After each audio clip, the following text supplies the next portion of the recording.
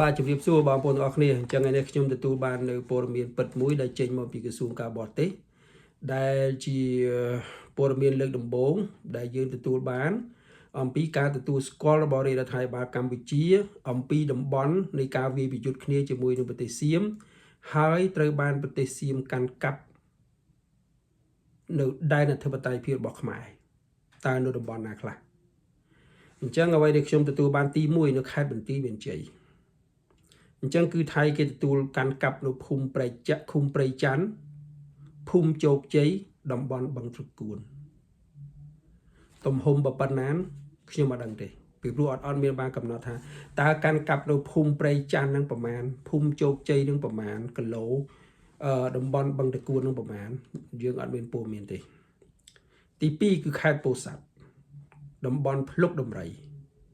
ច្រកអន្តរជាតិថ្មដាឬយើងហៅថាច្រកជ័យជំនះទី4គឺខេត្តព្រះវិហារយើងត្រូវបានកាន់កាប់ដោយទាហានថៃនៅតំបន់អានសេះតំបន់តាថាវតំបន់ភ្នំទ្របបាទដែលជាតំបន់សំខាន់បំផុតគឺតំបន់ភ្នំទ្របខេត្តរតនមានជ័យតំបន់អូស្មាច់ប្រាសាទខ្នាប្រាសាទតាក្របីប្រាសាទតំបន់ធំតំបន់ជប់អង្គុញនិងតំបន់ជោគគ្រោះអញ្ចឹងបងប្អូនមើលទៅលើខេត្តទាំង4នេះដែលមានតំបន់មួយចំនួនត្រូវបានថៃកាន់កាប់តែយើងមិនបានដឹងថាតើតំបន់ដែលថៃកាន់កាប់នោះមានទំហំប៉ុន្មានម៉ែត្រការ៉េទេក្នុងមួយតំបន់ឬមួយភូមិខ្ញុំមិនដឹងថាទំហំប៉ុន្មានវាចូលប្រមាណគីឡូដីមកស្រុកខ្មែរគឺយើងអត់ដឹងទេអញ្ចឹងតំបន់ដែលថៃកំពុងកាន់កាប់នេះយើងស្ដាប់តាមតំបន់តាម YouTube តាមអីទៅតែងតែឮបតិបទាញគ្នាថាអូខេខាងនេះបានធ្វើ AI ចេះខាងនេះបានធ្វើ AI ចុះពីមុនមកមានព័ត៌មានថាអូខេថៃកាន់កាប់អស់ហើយក៏មានព័ត៌មានថាអូខេនោះគឺជាព័ត៌មានคล้ายទាហានខ្មែរយើងនៅកាន់កាប់ទាំងស្រុងប៉ុន្តែឥឡូវនេះគឺចេញពិតអំពីប្រទេសកម្ពុជាទាំងមូលដែលបានសារភាពថាតំបន់ទាំងអស់នេះត្រូវបានគេកាន់កាប់ហើយអញ្ចឹងសួរថាគណៈកម្មការព្រំដែនទាំងពីរប្រទេសដែលកំពុងតែចរចាគ្នានឹងអាចចរចាគ្នាដោយវិធីណានៅពេលដែលខាងសៀមគេបានយកកុងតឺន័រយកមកដាក់គេបានយកបន្លាលួសយកមកដាក់គេបានធ្វើដំបងឡើងនិយាយថាយ៉ាងរឹងមាំតើគេយល់ព្រមចរចាជាមួយយើងនៅតំបន់នោះដែរទេពិតណាស់គឺខ្មែរយើងអត់ទទួលស្គាល់បានទេហើយខ្មែរយើងក៏បាននិយាយថាបន្លាលួសកុងតឺន័រដំបងទាំងអស់នោះมันអាចយកមកឈ្លានពានដីខ្មែរបានទេខ្មែរត្រូវតែចរចាទៅលើផែនទីຂະຫນາດ1លើ 200,000 ដែលបានបន្សល់ទុកតាំងពីសម័យបារាំងបាទតាំងពីសម័យបារាំងហើយនឹងការចុះសិក្សាជាមួយគ្នានៅរវាងភាគីទាំងពីរដើម្បីឲ្យបានច្បាស់លាស់នៅថាដើរតំបន់ទាំងអស់នេះមួយណាស្ថិតនៅលើទឹកដីខ្មែរមួយណាស្ថិតនៅលើទឹកដីសៀមអញ្ចឹងគេនឹងចរចានេះច្បាស់លាស់តែខ្ញុំជឿថានៅពេលដែលថៃវាអះអាងថាទីនេះគឺជាអធិបតេយ្យភាពរបស់វា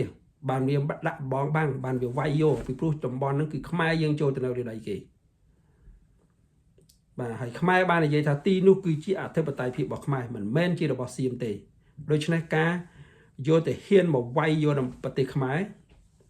យកបន្លាលួសយកមកខាំងលើទឹកដីខ្មែរយកកុងតឺន័រយកមកដាក់លើទឹកដីខ្មែរគ្រប់បែបយ៉ាងទាំងអស់គឺជារឿងអន្តរជាតិដែលក្រសួងការបរទេសខ្មែរបានធ្វើសេចក្តីថ្លែងការណ៍មួយតវ៉ាទៅអន្តរជាតិថាគឺជាការរំលោភបំពានរបស់សៀមមកលើកម្ពុជាអញ្ចឹងទៅការតវ៉ាទៅលើអន្តរជាតិនេះបានឥទ្ធិពលប៉ុណ្ណាអញ្ចឹងយើងនឹងចាំមើលទាំងអស់គ្នាតើថៃយល់ព្រម